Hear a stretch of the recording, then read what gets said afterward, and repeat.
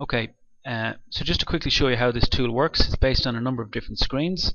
Our main one here is our map window, very easy to use. You hover over your area, your geography, whether it's ED or small area, it tells you the information that's sitting behind it. So in this case, you're looking at the ward ED, saying there's 403, that's 403 people in receipt of rent supplement in the area. So quite easy to use. You can zoom in, zoom out, pan around the screen. In the center here we have our legend, which tells you about the breakdown of this variable. Down the bottom here you can turn on EDs, turn them off, turn on small areas and so on, so different contextual geography layers. This window here is the table relating to the data behind it, so you got your list of EDs here, and at the side here you got your numbers, so you can order this looking from the lowest to the highest and so on. Down at the bottom here we have some local authority and regional averages for that variable. So you're not just looking at the local level data on the map, but you can cross-reference it to the totals within the different local authorities and so on.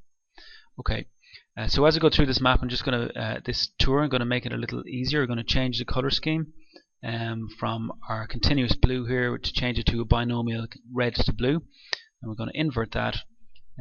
It's just going to make it a little easier for us to identify the trends. So from now on, red areas are a high score of the value, blue areas are a low score of the value. So let's look to see what data is sitting behind this. At the moment we just have all the Department of Social Protection rent supplement data in here, and we have a whole series of different census information at ED and small area level. So we'll have a look at the small area data to start with.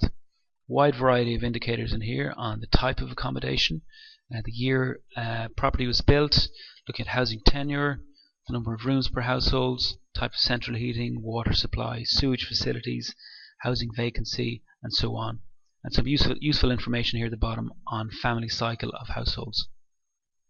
Okay, so just to demonstrate this, we're going to look at permanent private households by housing tenure.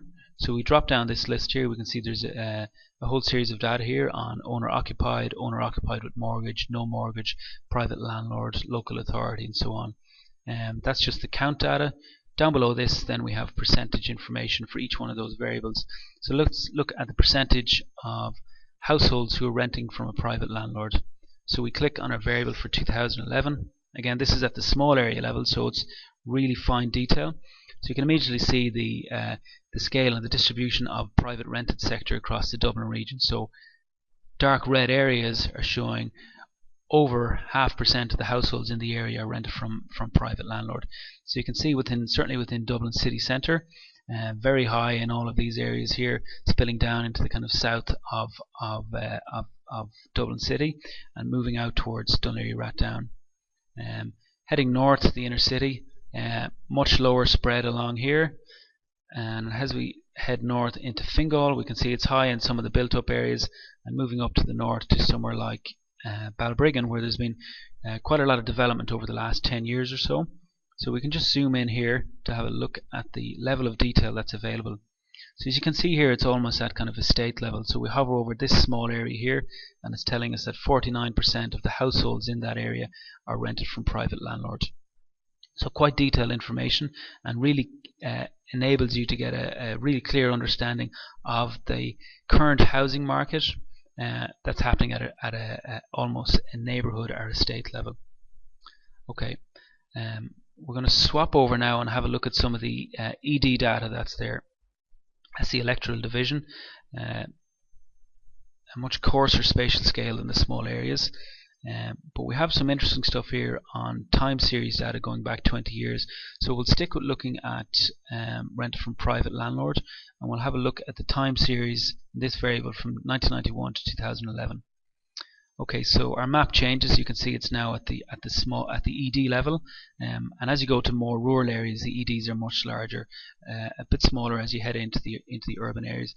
But as we're panning around here, you can see at the bottom right hand corner you got your time series chart here. So somewhere like Arn Key C in Dublin city centre, we'll just select that, and we're just going to zoom in to this area so you know where you are. So right in the city centre along the quay here, you can see that there's been a major change in housing tenure within that area over the 20 years. Back in 1991, only 5% of housing in that area was rented from the private sector, up to 54% in 2002, up to back down to 49% in 2006, and up to almost 71% in 2011. So this whole area completely dominated by the private rented sector.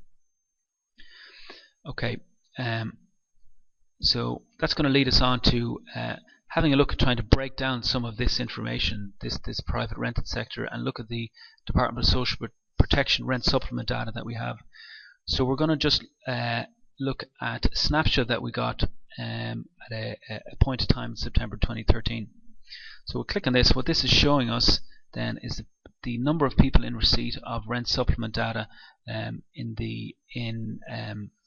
EDs across the Dublin region. So again, you hover over any particular area, it'll tell you, say, Cabra East B here, there's 206 people in receipt of rent supplement. Arran Key B, 265, and so on. So we'll just zoom out a little bit here and look at the spread across the city. So you can see it's very high in some of the central urban areas, but then moving out to the more peripheral areas of Dublin, your areas such as Clondalkin, Lucan, very high numbers here. Moving north into Fingal, parts of Blanchardstown, Mulhuddart, and so on. And this particular ED here, Blanchardstown, Blakestown, which is the highest population ED in the country, but the number in receipt of rent supplement data in that area is about 1,764. Whereas if we look down in more towards South Dublin, Dún Laoghaire, Rathdown, we're seeing much lower rates of rent supplement uptake in the area. Okay, so let's just have a look at some of the other variables that are in here. So rather than looking at the total, we can also look at the rate. So it's useful to look at the rate per 1,000 households, but a bit more useful if we look at the rate per 1,000 rented private units. So these people are living in the rented private sector. So let's have a look at that. So what this is going to show us is the areas where, on average, almost the highest percentage of private rented households are in receipt of rent supplement. So you can see the highest rates are certainly out here towards the more peripheral parts of Dublin City, and moving into South Dublin and up in Fingal. So let's say here, look at Finglas North A, 777 people were in receipt of rent supplement out of 1,000 rented units in that area. So a very high proportion of the private rented sector in there, supported by weekly, bi-weekly or monthly rent supplement finance. Okay, so the list here just shows you some of the other indicators that are available. You could break it down by age, you could break it down by different age group by gender. So let's have a look at age group by gender. So we'll look at the number of males who are, say, under 25 in receipt of rent supplement. So we'll click on that, and what this map is then showing us is that there's only a very small number of areas where there's in excess of 5 people in this breakdown. And due to our data protection protocol that we've set up through DSP, any areas that have less than 5 in an area needs to be anonymized. So although this Clonskey Windy Arbour area, it's saying it's under 5, there may be 1, there may be 2, there may be 3 people in receipt of rent supplement there, but it has to be washed out and anonymized and put in this under 5 grouping. So that's one of the checks that's in place to ensure proper data confidentiality.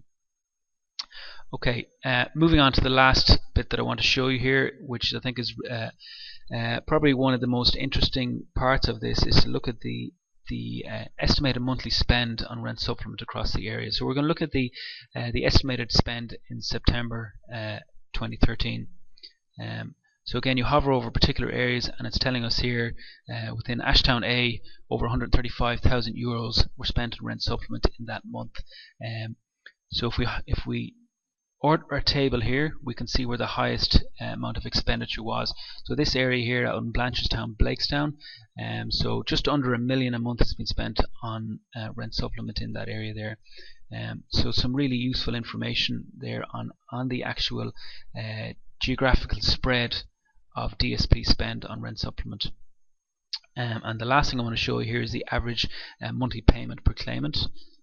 So if we click that, so it's showing you where on average the highest rent supplement payments are. So as you'd probably expect, due to the kind of rental market and house pricing, as we're moving more down towards South Dublin in this area here, Dún Laoghaire, Rathdown, on average the rent supplement payments are much higher in this area here as a result of rents being much higher in this area here. And as we saw from the slides earlier on, rent is certainly only going one way in Dublin, which means it's going to be putting more and more pressure on people who are living in the private rented sector and are totally dependent on rent supplement data. Okay, so that's, I think, more than enough on this demo. We're just going to go back now and talk about the next steps for this project. Thank you.